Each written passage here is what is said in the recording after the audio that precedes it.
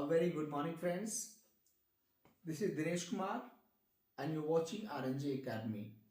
I'm here with top 20 idioms in daily use conversation. प्रतिदिन जो हम बातचीत करते हैं उसमें हम idioms यूज कर सकते हैं, करते रहते हैं, और वो टॉप 20 idioms कौन से हैं आइए देखते हैं. पहला है at random. At random means होता है बिना किसी उद्देश्य के, बिना किसी एम के, विदाउट एनी एम, बिना किसी लक्ष्य के. अचानक से मेरी मुलाकात किसी से हो गई. I met Ramesh in the market at random.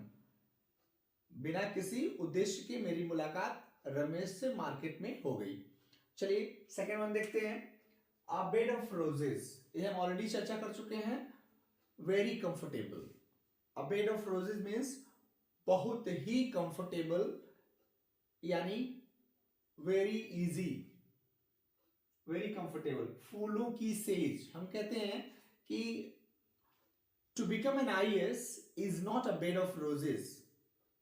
IAS अधिकारी बनना ये फूलों की सेज नहीं है. After becoming an IAS we have to work, we have to do lots of job. Next one is apple pie order. पूरी तरह से व्यवस्थित. Apple pie order means in perfectly arrangement. Like all the books are in apple pie order in my room. मेरी room में, मेरे कमरे में सारी किताबें सुव्यवस्थित हैं. Apple pie order in perfectly arrangement. Next one is all Greek and Latin. बहुत अच्छा वर्ड है. समझने में जो चीज कठिन हो उसके लिए हम कहते हैं all Greek and Latin. Your language is all Greek and Latin. तुम्हारी भाषा तो समझना कठिन है. क्या कहते हैं? Your language is all Greek and Latin. समझने में बहुत कठिन. ओके, नेक्स्ट वन इज, तो उसका हुआ difficult to understand. Now next one is laughing stock. हंसी का पात्र होना. कभी कभी होता है कुछ लोग हंसी के पात्र हो जाते हैं, कुछ ऐसी एक्टिविटी कर देते हैं, तो उनको कह सकते हैं कि he became a laughing stock. He became a laughing stock, हंसी का पात्र, and object of ridicule. Next is at home in. दक्षिणा. I am at home in mathematics. मैं मैथ्स में, गणित में दक्ष हूं. अगर ये कहना हो तो हम क्या बोलेंगे? जैसे मैं हारमोनियम में दक्ष हूं. आई am at home in harmonium, playing harmonium. तो दक्ष होना ये होता है eight home in. Well versed in. Well versed in means होता है दक्ष होना, किसी फील्ड में महारत हासिल करना. Now next word is account for. बहुत अच्छा वर्ड है, ये फ्रेज है. Account for means to be responsible for. Means my father is accounted for everything happens in my house. मेरे घर में जो भी होता है उसके जिम्मेदार मेरे पिताजी हैं.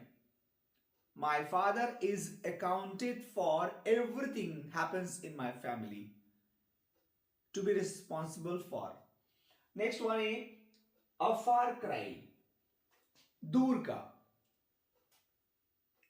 Getting a good job at present is at a far cry. आजकल नौकरी पाना बहुत दूर की बात है. Very distant. It's a long one. बहुत मुश्किल है. दूर की, बहुत दूर की. A good deal of. अच्छा, I have a good deal of money. I earned a good deal of money. मैंने बहुत सारा पैसा कमाया. I earned a good deal of money. मुझे लग रहा है आप समझ रहे होंगे. ये कुछ इंपॉर्टेंट idioms की हम बात कर रहे हैं जो डेली यूज में ला सकते हैं. ये एग्जाम में भी पूछे जाते हैं, ये इंटरमीडिएट में पूछा जाता है, और टीजीटी पीजीटी में भी, या फिर कहें तो एसएससी में, सीजीएल में ये इसको पूछा जाता है. Next word is according to. के अनुसार. I always do my job according to my parents. मैं अपना काम अपने पेरेंट्स के हिसाब से करता हूं। In consistent with according to. Radha always does her work according to her parents. Next one is as far as, जहां तक। As far as I know, Mohan is very honest. देखिए मैं हर एक ईडियम को यूज करके बोल भी दे रहा हूं, सेंटेंस बोल रहा हूं ताकि आपको समझ में आए। As for as means so for as, जहां तक। Next one is a bottle neck, रुकावट, बाधा या रुकावट। Means vocabulary is a bottle neck for my selection. मेरे सिलेक्शन के लिए वोकेबुलरी रुकावट है। अगर मेरी वोकेबुलरी अच्छी हो जाए तो फिर मेरा सिलेक्शन निश्चित है। तो क्या होता है? अ बॉटल नेक, रुकावट, बाधा। ठीक है। Next one is bag and baggage, बिस्तर बोरी के साथ। Ram reached Kolkata with bag and baggage to his uncle. राम अपने अंकल के वहां अपने पूरे बोरिए, बिस्तर बोरिए के साथ पहुंचा। Ram reached Kolkata with all his bag and baggage, बिस्तर बोरिए के साथ। चलिए ठीक है। Come to my home with all your bag and baggage. ठीक है। Next one, beat about the bush. बहुत बढ़िया वर्ड है, बहुत अच्छा इडियम है ये। Beat about the bush means घुमा फिरा के किसी बात पे आना। To come to a point around about it, घुमा फिरा कर किसी पॉइंट पे आना। जैसे Ram always beats about the bush. He doesn't talk fair, he beats about the bush. Means सीधा बात नहीं करता है, घुमा फिरा के बात पे आता है। ठीक है। ये भी सिंपल हो गया आपका, घुमा फिरा कर बात पर आना। Now next one is birds of a feather. Birds of a feather flock together. एक तरह के लोग साथ साथ में चलते हैं। ठीक है। एक ही स्वभाव के व्यक्ति, एक जैसे लोग जो होते हैं ना, वो साथ साथ रहते हैं। एक फ्रेज है, एक कहावत है, एक स्लोगन है, birds of a feather flock together. Now next one is by hook or by crook. किसी भी तरह से, बाय एनी मीन्स।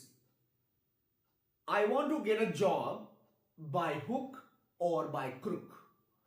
मैं नौकरी पाना चाहता हूं by hook or by crook, चाहे वो किसी भी तरह से हो। Now next one is by and by. By and by means धीरे धीरे, slowly. You will become rich by and by. I am getting success making videos in YouTube by and by, धीरे धीरे। Now next one is by fits and starts. By fits and starts means irregularly, जो regular ना हो। He goes to school by fits and starts. Radhika learns dance classes by fits and starts irregularly, मतलब regular नहीं जाती है। तो किसी चीज को इरेगुलर है उसको हम बोलेंगे कि by fits and starts। कभी जाए कभी रुके, कभी जाए कभी रुके, it means by fits and starts। by fits and starts irregularly, अनियमित रूप से। Radhika goes to dance classes by fits and starts। Now next one is bread and butter। बहुत बढ़िया वर्ड है, जीविका। Teaching is my bread and butter। Teaching is my bread and butter। पढ़ाना मेरा जीविका है। Teaching is my bread and butter। And the last word is breath once last।